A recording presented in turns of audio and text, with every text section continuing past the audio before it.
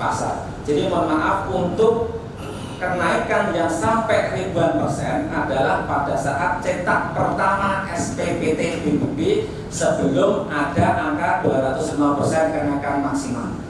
Jadi justru 250% adalah salah satu bentuk respon dari pimpinan dan mengakomodir hasil dialog dengan camat dan kepala desa saya dulu, dan kebetulan saya juga ikut hadir di dalam.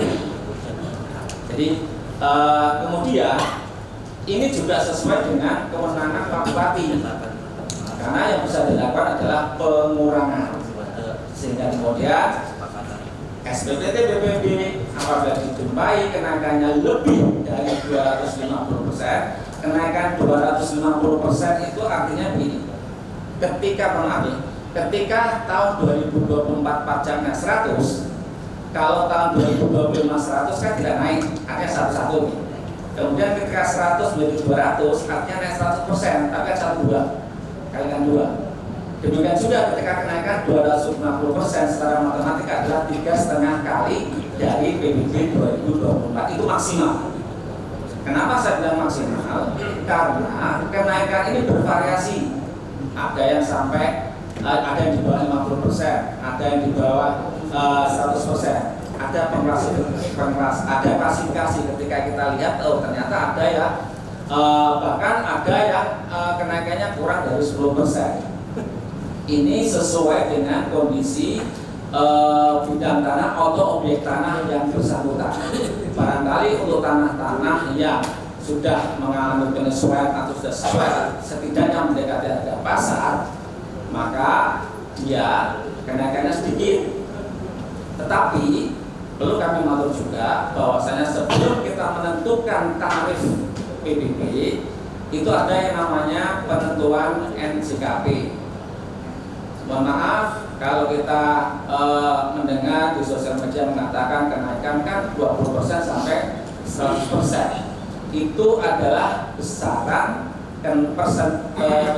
persentase kenaikan NJOP dan pertimbangan untuk penentuan sebagai dasar penentuan PBB. Contoh misalkan ada satu objek tanah yang relatif tidak mengalami kenaikan, misalnya 100 menjadi 100, maka dia akan dikenakan langsung sebesar 100 itu.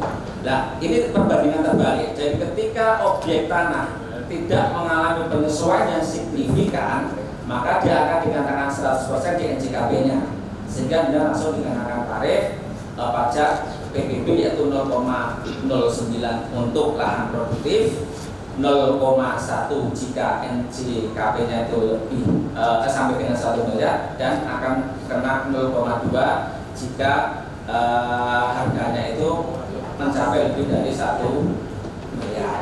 Nah, itu yang kemudian membedakan, dan terjadi kenaikan yang signifikan bisa jadi dia secara meter persegi itu dia naik, kemudian karena harganya lebih 1 miliar, yang awalnya dia di bawah 1 miliar tarifnya 0,1, ketika dia totalnya menjadi di atas 1 miliar, maka dia kena 0,2. Di sini sudah ada masukan bahwa tarif kita, sekali lagi mengatur pada semuanya, memang perlu dipertimbangkan lagi untuk menggunakan single tarif, jangan sampai double tarif 0,1 dan 0,2. Demikian barangkali kronologi singkat bahwasannya kenaikan PBB yang sampai ribuan persen itu setelah ada keputusan Pak Bupati tanggal 2 Juni kalau nggak salah, 2 Juni 2025, itu secara sistem, by sistem, kami mencetak kembali untuk NOP yang mengalami kenaikan lebih dari 250%, itu otomatis dia akan membayar hanya kenaikan 250%.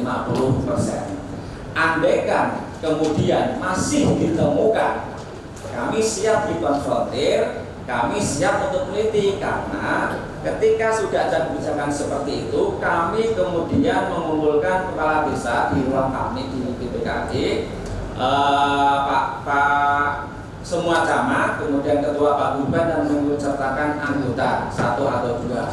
Di sana kami sampaikan bahwasanya sudah ada upaya dan kemudian menjadi kebijakan bahwasanya kenaikan maksimal 250% ini monggo segera untuk disampaikan. Untuk kecamatan-kecamatan yang belum menerima perbaikan khusus untuk NOP yang kenaikannya lebih dari 250%, kami mohon memang untuk ditarik yang NOP lama, SPP lama. Kalau yang SPPT yang lama tersebut juga kami minta untuk dikirim segera ke BPKAD, sehingga kami mencetak lagi per mulai 2 Juni kami mencetak lagi, dan proses pencetakan memang butuh waktu yang cukup lama. Dan kemudian perjalanannya kami mensosialisasi, kemudian cetakan yang kira-kira pertengahan Juni sampai akhir Juli lah. Itu memang relatif datar, tidak pemasukan BPB relatif datar, dan bisa kami sampaikan bahwa dalam kurun waktu menjelang akhir Juni sampai akhir Juli atau awal Agustus, minggu pertama Agustus, pemasukan PBB mengalami kenaikan yang luar biasa. Artinya, kalau boleh kami memberikan satu komentar, tetapi adalah bahwasanya ketika PBB sudah disesuaikan NCOP, kemudian ada kebijakan atau kebijaksanaan yang diambil, kemudian disampaikan kepada, disosialisasikan kepada camat dan kepala desa, ini ternyata juga di masyarakat tidak terlalu ini juga menjadi persoalan di zaman kami. Dan pada saat kami mengundang camat dan kepala desa, memang kami sampaikan, kami memberikan ruang untuk semuanya, baik itu camat, kepala desa, wajib pajak, manakala 1 ada yang ingin disampaikan terkait dengan pengurangan, 2 kalau keberatan, yang ketiga terjadi perubahan, termasuk kami ingin masukkan dari kepala desa secepat mungkin manakala masih ditemukan nilai objek pajak yang tidak wajar, dalam arti barangkali ada kesalahan kelas kemudian NJOP-nya itu menjadi tinggi. Kami mau proses semua, Bapak Ibu. Jadi bukannya kami bilang menutup diri untuk sebuah perubahan, tetapi demi evaluasi, karena kebijakan perlu dievaluasi, dan evaluasi bagi kami adalah penting, dan ini sudah kami sampaikan secara berjenjang melalui forum tersebut. Dan kami juga melaksanakan sosialisasi ke kecamatan-kecamatan dengan mengundang kepala desa, perangkat desa, makre, untuk pemahaman agar jangan sampai terjadi salah tafsir. Kurang lebih sementara itu dulu dengan matur.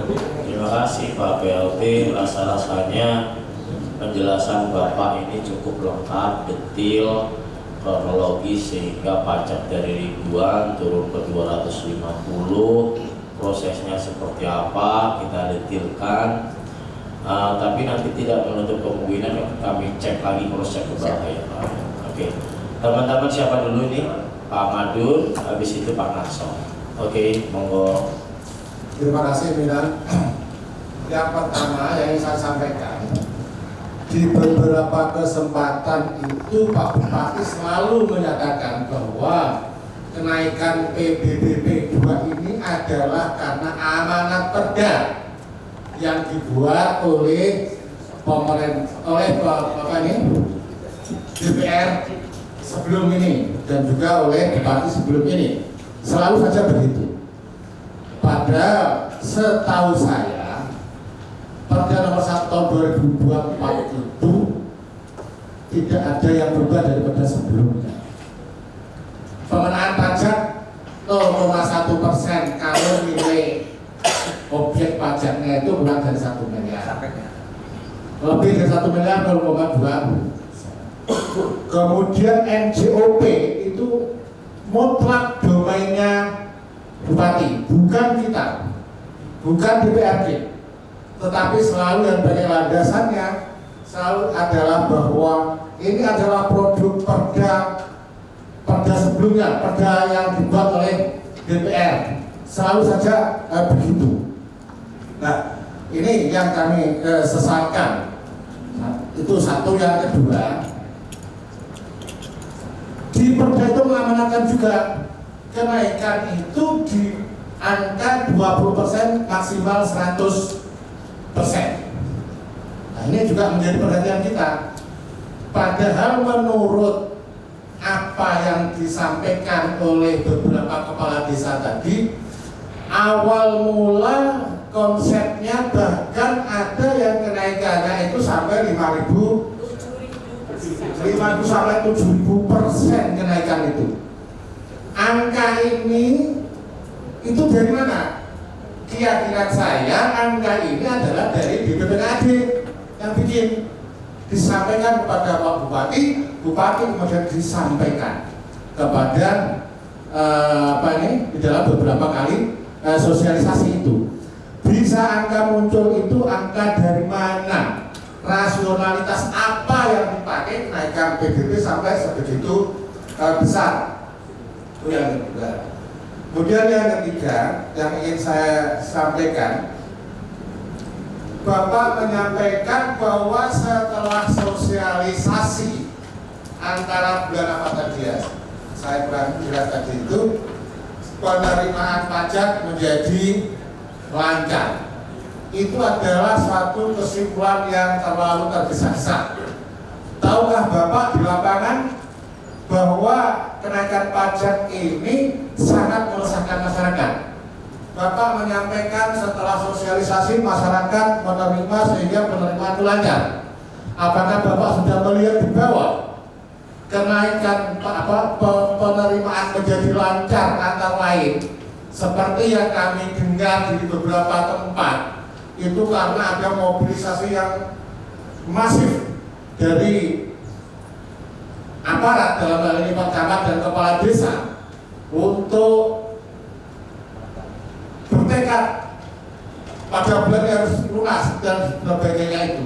Itu apakah murni memang masyarakat yang membayar, atau seperti yang beberapa kejadian kepala desa ini nomboknya terlebih dahulu? Apa sudah dilihat seperti itu? Jangan menutup kemungkinan itu tidak ada. Jangan Bapak mengatakan itu tidak ada, itu murni masyarakat.